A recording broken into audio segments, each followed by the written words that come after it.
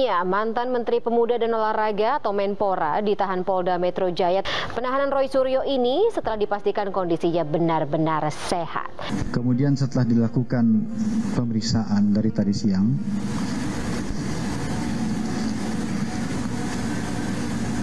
maka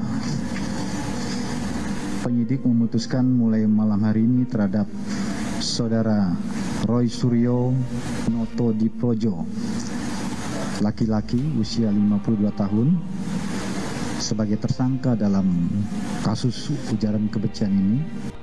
Assalamualaikum warahmatullahi wabarakatuh. Balik lagi teman-teman di channel kajian online. Roy Panci ngamuk-ngamuk ketika hendak diamankan. Dan ini teman-teman adalah sebuah kabar yang sangat baik, berita yang sangat positif bagi teman-teman, khususnya para loyalis Pak Jokowi dan juga Mas Gibran.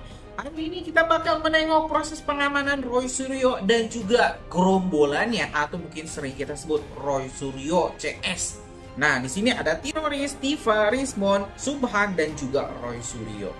Mereka kayaknya sudah mulai gemetar, apalagi ketika pengacara Roy Suryo, Ahmad Koizudin namanya kalau nggak salah ya, ini minta damai di luar pengadilan kepada Pak Jokowi. Nah loh. Ini kok mereka yang awalnya ngebet sekali menyebut bahwa Pak Jokowi itu punya ijazah palsu, tapi kenapa tiba-tiba minta damai di luar pengadilan? Kan ini sudah menandakan bahwa ya mereka sudah hopeless. Mereka sudah tidak punya lagi harapan untuk bisa memenangkan pengadilan kalau misalnya digelar. Apalagi teman-teman, ini gugatan balik ya. Ini laporan balik dari Pak Jokowi akan menjadikan teroris ini sebagai tersangka. Kalau misal memang terbukti mereka melakukan ini pencemaran nama baik, ya ini bakal dijerat dengan undang-undang ITE, dan gak main-main, hukumannya bisa sampai puluhan atau mungkin belasan. Nah, kita bakal tengok dulu teman-teman proses penahanan bagaimana jalannya. Nah, biar gak simpang siur, mending kita simak langsung informasi selengkapnya.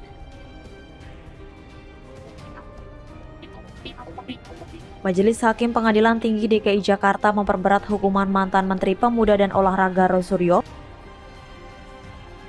Awalnya, Pengadilan Negeri Jakarta Barat memberikan vonis 9 bulan penjara pada Roy Suryo. Namun, Jaksa Penuntut Umum dan Roy sama-sama mengajukan banding dengan alasan yang berbeda. Jaksa mengajukan banding lantaran putusan Majelis Hakim PN Jakarta Barat lebih rendah dari tuntutan mereka. JPU menuntut Roy Suryo dihukum 1 tahun 6 bulan penjara dan denda 300 juta rupiah, subsidiar 6 bulan penjara. Sementara, Roy mengajukan banding agar divonis bebas. Namun nyatanya Majelis Hakim Pengadilan Tinggi DKI Jakarta justru menjatuhkan tambahan pidana terhadap Roy Suryo. Lantas, Roy divonis hukuman 9 bulan penjara sesuai putusan Pengadilan Negeri Jakarta Barat dan denda 150 juta rupiah. Panikan dan ketakutan menghadapi proses pengadilan. Karena begitu kasus ini masuk meja hijau, semua drama akan terbongkar. Kozinudin punya gaya khas, bicara berputar-putar, penuh istilah hukum, seolah-olah paling paham konstitusi. Tapi kalau kita bongkar satu persatu, semua argumennya rapuh. Dia sengaja merendahkan Jokowi dengan memanggil saudara Jokowi. Strategi murahan untuk menjatuhkan wibawa presiden di mata publik. Dia juga nyerang UGM, bilang kampus buang badan.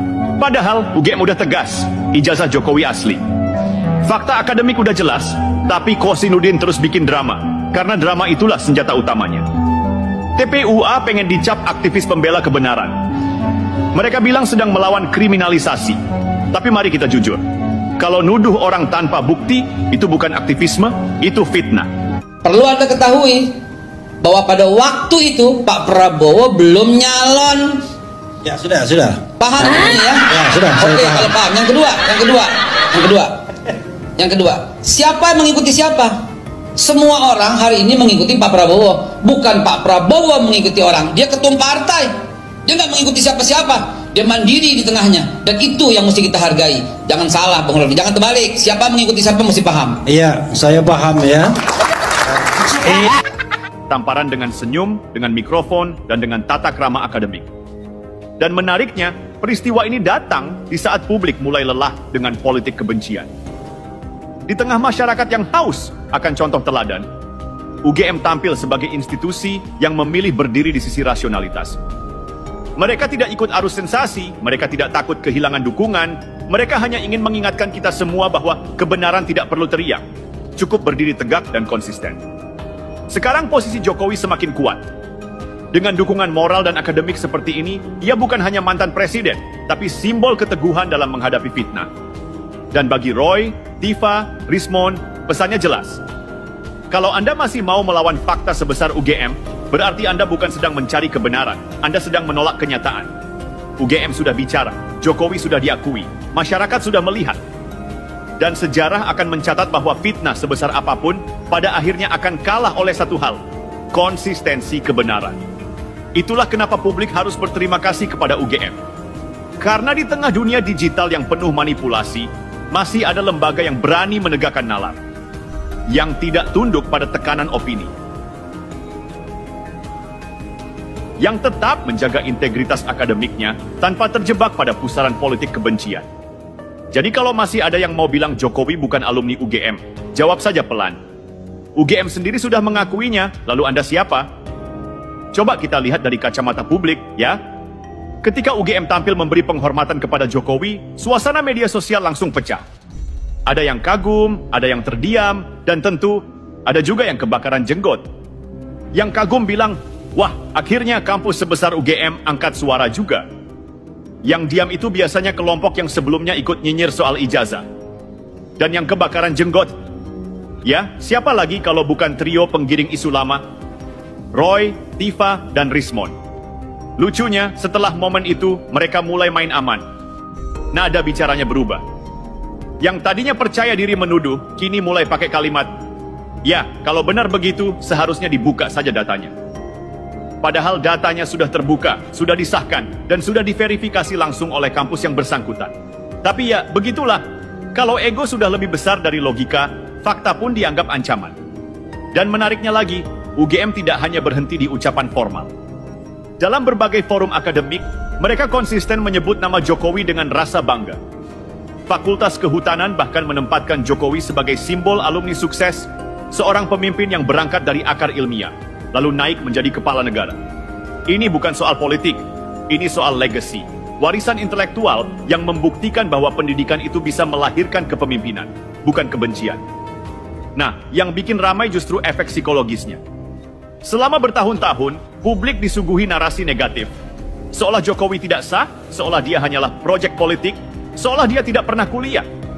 Narasi yang digoreng terus, diulang, dan dikemas agar terlihat misterius. Tapi begitu UGM tampil dengan tegas, semua misteri itu bubar seperti asap. Tidak ada lagi ruang abu-abu. Semua kembali ke garis terang. Jokowi itu alumni sah UGM. Titik. Coba bayangkan posisi Roy Suryo sekarang. Orang yang dulunya begitu percaya diri menuding, kini harus menelan fakta bahwa kampus yang dia bukan bagiannya menyatakan hal sebaliknya secara terbuka. Ironinya, dia yang dulu dikenal dengan gelar pakar telematika, sekarang malah terlihat seperti pakar teori konspirasi. Dan semakin dia bicara, semakin publik sadar, oh, ternyata selama ini cuma permainan persepsi, bukan data. Rismond dan Tifa pun begitu. Mereka mencoba tampil logis, berargumen seolah ingin membuka kebenaran. Tapi begitu UGM bicara, semua logika mereka runtuh.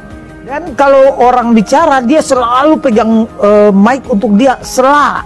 Dia sengaja menyerang. Diizinkan ya? Itu dibiarkan. Dia menyerang orang itu ya, jadi dia menyerang orang yang lagi bicara untuk menjatuhkan, untuk membuat orang itu down.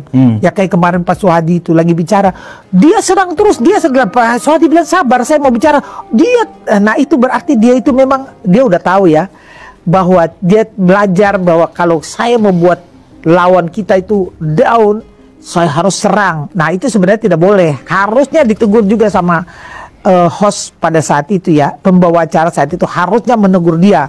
Nah, karena waktu itu dia tidak ditegur, jadi saya yang teriak, diam kau, saya teriak. Karena saya lihat dia kok sudah keterlaluan ya. Kok bisa orang lain lagi bicara dia langsung. Jadi dia menutupi suara orang biar jangan mendengar itu. Itu otaknya Roy, tapi kau tidak bisa ketemu saya Saya tahu otakmu, saya udah tahu. Oh, jadi Roy memang sengaja memotong pembicaraan orang itu untuk mengganggu konsentrasi orang bicara. Sengaja. Itu memang sengaja. Dan dibiarkan oleh host. Dan dibiarkan. Berarti kerjasama mereka. Ya mungkin. Mungkin. Kan kita tidak tahu pasti ya. Jadi saya bilang mungkin kalau dari gaya-gayanya mungkin. Karena ini pertunjukan. Pertunjukan, gitu loh. Kayak Roy itu ya, saya lihat itu memang dia itu sudah persiapkan dan mungkin sebelum turun tuh mereka tim tuh mungkin sudah atur. Pokoknya kalau mau bicara kamu serang cus. Nah buktinya dia boleh. Dia jadi Aiman di belakang dia ya. Aiman berdiri hadap kita, jadi di belakang saya lihat, saya perhatikan. Di situ tuh saya mengamati dari mulai naik sampai mereka berbicara, tuh saya mengamati situasi dan suasana di situ. Saya bisa tahu bahwa Roy itu sebenarnya gelisah. Ngakulah Roy, ampunilah kalian ke Pak Jokowi, sudahlah.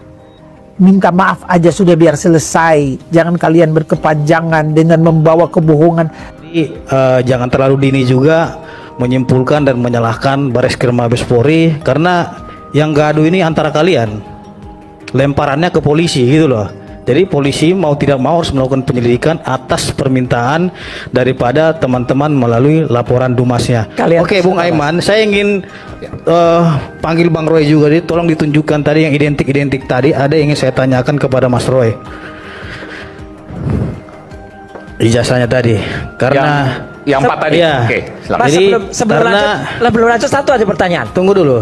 Bang Pitra ini selaku kuasa hukum nggak? Saya praktisi. Praktisi artinya yang berbicara ketentuan-ketentuan hukum sesuai prakteknya. Legal standingnya apa? Legal standingnya Anda bicara saya bebas. apa? Anda juga legal standingnya melakukan penelitian apa? Oh jelas. Saya berhak untuk berbicara. Anda berarti melarang saya untuk berbicara. Anda meminta demokrasi, tapi Anda sendiri mematikan demokrasi. Saya jelas di sini. Jadi karena memang Bung Aiman, harusnya Bang Pitra itu duduknya sana dong.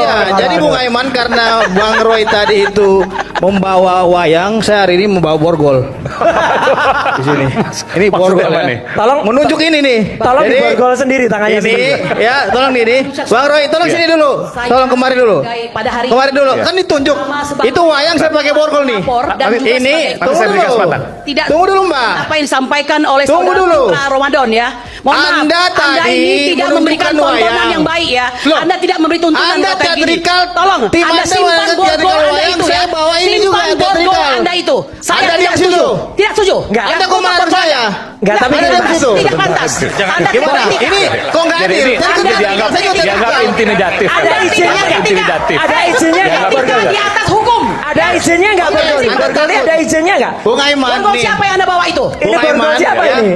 Jangankan saya, Sapam aja bisa pegang ini. Coba cek Sapam seluruh Indonesia. Ya sebagai pengacara, jaga etika. Jadi, kamu diam kau. Jaga etika.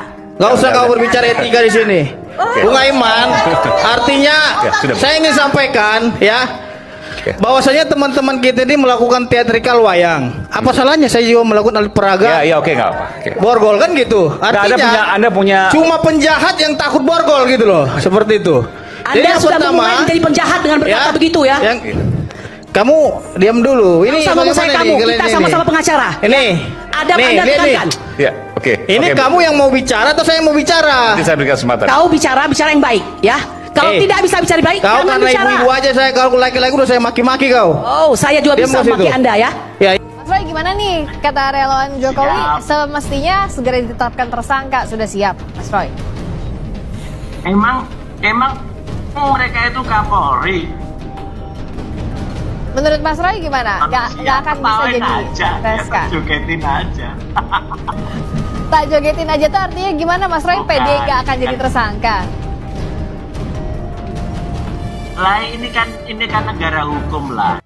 Polemik pembuktian ijazah Joko Widodo yang digali Roy Suryo CS kini masih bergulir. Demi mengungkap kebenaran ijazah tersebut, Roy Suryo dan Dr. Tifa mendadak mendatangi makam keluarga Jokowi alias Jokowi tersebut. Kedatangan Roy Suryo dan Dr. Tifa di makam keluarga Jokowi itu diduga mencari informasi mengenai silsilah keluarga Presiden ke-7 RI tersebut. Pasalnya selain ijazahnya, Roy Suryo dan Dr. Tifa mengklaim silsilah keluarga Jokowi dianggap misterius.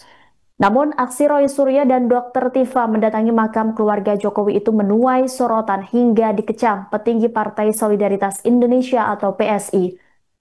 Diketahui makam keluarga Jokowi berada di kawasan Selokaton, Gondang Rejo, Karanganyar, Jawa Tengah. Pemakaman keluarga Mundu itu menjadi tempat peristirahatan terakhir orang tua Jokowi, di mana Ibunda Jokowi, Sujiatmi Notomiharjo, dimakamkan di samping kiri pusara suaminya, Wijiatno Notomiharjo.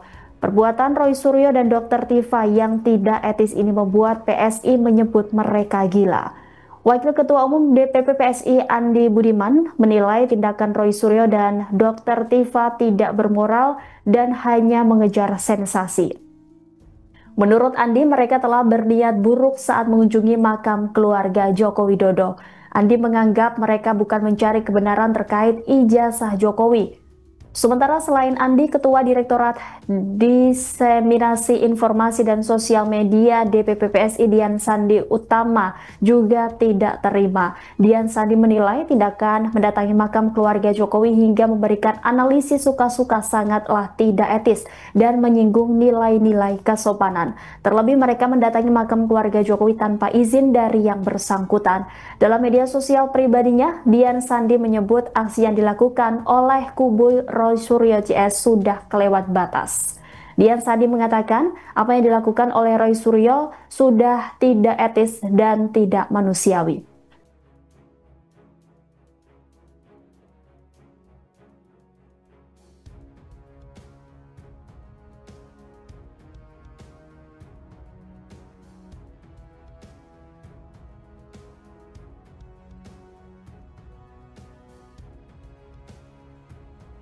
Aksi Roy Suryo CS mendatangi makam keluarga Presiden ke-7 RI Joko Widodo juga turut dikecam oleh Perhimpunan Advokat Indonesia atau Peradi Bersatu. Sekjen Peradi Bersatu Ade Dermawan menyoroti maksud dari Roy Suryo CS melakukan aksi ke makam keluarga Jokowi. Ade Dermawan mengaku sangat prihatin dengan aksi Roy Suryo dan Dr. Tifa mendatangi makam keluarga Joko Widodo. Ia pun mempertanyakan relevansi hubungan makam dengan tuduhan ijazah palsu Jokowi. Sedangkan secara terpisah Roy Suryo dan Dr. Tifa menemukan kejanggalan saat berziarah ke makam keluarga Jokowi. Prosesi ziarah kubur yang dilakukan Roy Suryo dan Dr. Tifa diunggah dalam konten YouTube Refli Harun pada Selasa 7 Oktober lalu. Dikutip dari tayangan video tersebut, mulanya Tifa mengklaim adanya informasi dari warga lokal yang menyebut bahwa mendiang Sujiatmi Notomiharjo bukanlah ibu kandung Jokowi. Kemudian mereka mendatangi makam keluarga Jokowi untuk menggali keterangan dan melihat secara langsung kondisinya. Dr. Tifa menyuarakan kecurigaannya bahwa mendiang Sujiatmi Notomiharjo bukanlah ibu kandung dari Joko Widodo. Tifa memberikan analisisnya terkait hal yang tidak lazim. Kemudian Tifa juga menyoroti tanggal lahir Bapak Wijiatno Notomiharjo dan Jokowi. Menurutnya jaraknya perbedaan usia hanya singkat 19 tahun. Kemudian Sujiatmi disorot karena melahirkan Jokowi di usia 18 tahun. Hasil pengamatan dan analisis Tifa terdapat hal yang janggal dari makam kedua orang tua Jokowi. Ia menyebut Jokowi mungkin memiliki ibu kandung lain. Nah, kalau sudah penyidikan, emang mau diapain lagi nih? Stagnan nih, ya kan? Ya kami mendesak, memberikan teguran kepada Mabes Polri untuk segera menegur Polda Metro Jaya. Ya apabila tidak kami programkan. Ini tidak boleh main-main ini. Cuman saya yakin betul bahwa Polda Metro sekarang lagi mempersiapkan. Tetapi kami tetap memberikan fungsi kontrol kita sebagai masyarakat yang pelapor, ini wajib kita fungsi kontrolnya untuk mendesak supaya segera. Karena kenapa? Ada yang sangat menyedihkan. Yang menyedihkan adalah teroris datang ke makam. Ini hubungannya makam apa sih? Apa sih makam ini, teman-teman? Coba teman-teman, ini analogi kita jadi buntu gara-gara orang-orang seperti ini, bahwa tidak ada lagi hal yang bisa dia sampaikan. Novumnya juga bukan novum, ya kan? Ya ke makam deh, ya kan? Lama-lama kita ziarah semua nih, ya kan? Nah, Bang Reddy juga adalah.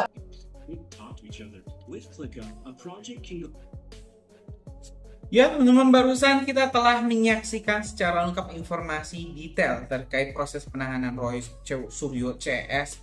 Saya rasa berbagai laporan-laporan sudah diterima oleh kepolisian, berbagai pemeriksaan juga sudah dijalankan oleh kepolisian. Sudah tinggal waktunya saja langsung ditahan. Apalagi ya ketika berdebat nih, Roy Suryo CS memang mengedepankan emosi. Selalu mengedepankan emosi, bahkan sering sekali teman-teman ya ini memotong omongan lawan bicaranya, padahal kan dikasih ya kesempatan satu persatu. Kenapa mereka selalu menyela perkataan orang ini? Yaitu karena ya ketakutan kalau misalnya memang kelihatan dungunya, kelihatan bodoh. Gimana nih teman-teman? Punya pendapat lain gak sih? Tulis di kolom komentar deh, kita bakal diskusikan. Terima kasih. Assalamualaikum warahmatullahi wabarakatuh.